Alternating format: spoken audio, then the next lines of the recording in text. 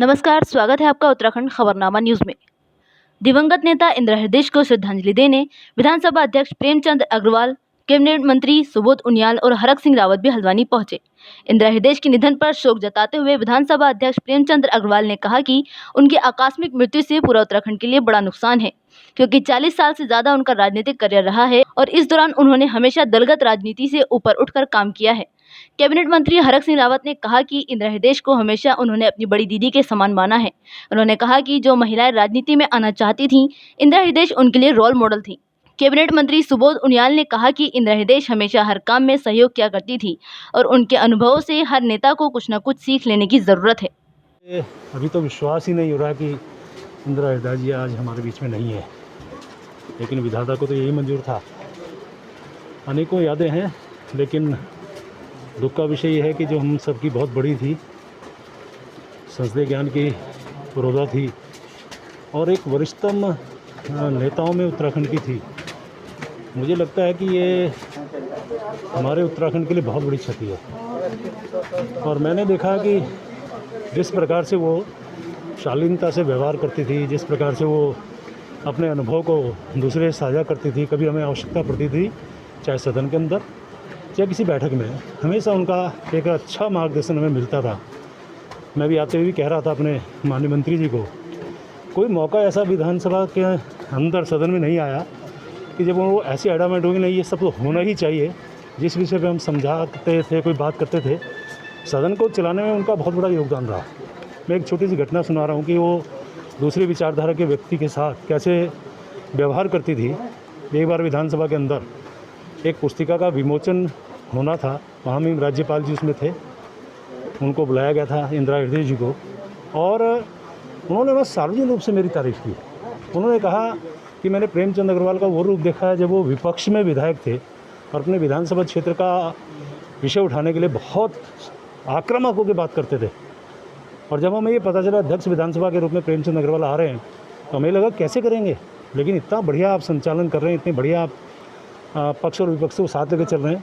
इस प्रकार की एक टिप्पणी करना, एक अच्छे काम की सराहना करना, ये आजकल के ज़माने में किसी नेता के मुख से देखने को नहीं मिलता।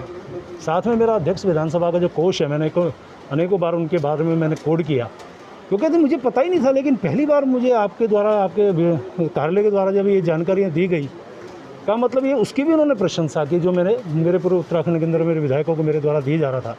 यानी कि जिस प्रकार से इतनी वरिष्ठतम वो नेता थी, एक विचारधारा उनकी अलग हो सकती है, मेरी अलग हो सकती है, लेकिन यदि मैं ठीक काम कर रहा हूँ तो उसको कैसे सराहना करना, मुझे तो कहने में कहीं संकोच नहीं है। आज के नेताओं को इससे प्रेरणा लेनी चाहिए। लोग निश्चित रूप से एक दूसरे के लिए खून के प्यासे हो जाते हैं, किस प्रकार से बात करते हैं, लेकिन अनुभव अपनी जगह है। उनका ऐसा व्यवहार हमेशा मुझे तो सालता रहेगा। ये मेरे लिए व्यक्तिगत क्षति भी है, पूरे पहाड़ के लिए, पूरे उत्तराखंड के लिए बहुत बड़ी क्षति है। प्रभु उनको अपने श्री चरणों में स्थान दे, यही मैं कह सकता हूँ। Thank you. एक बहुत बड़ी राजनेता थी और उनका जाना पूरे प्रदेश के लिए एक अपनी क्षति है। बहुत बड़े दिल की थी, दल की सीमाओं के ऊपर उठकर काम किया करती थी। संसदीय परंपराओं का जितना अपार ज्ञान उनको था, शायद उत्तराखंड में किसी दूसरे को। उनके जाने से ही वैक्यूम आया है आज राजनीति में। भगवान उनको अपने चरणों में जगह दे और उनके परिवार को इस असीम दुख को सहने की शक्ति दे। इससे ज़्यादा आपके साथ भी किस तरह की उनकी यादें रही? मेरे साथ तो बहुत ही अच्छे संबंध रहे। हमेशा मातृत्व भावना से उन्होंने हम लोगों को प्रेम दिया। बहुत कुछ सीखने का उनसे अवसर मिला। कई बार लड़ाई भी होती थी, लेकिन उसके बाद फ़ोन करके कहती थी फलाना काम कर दिया।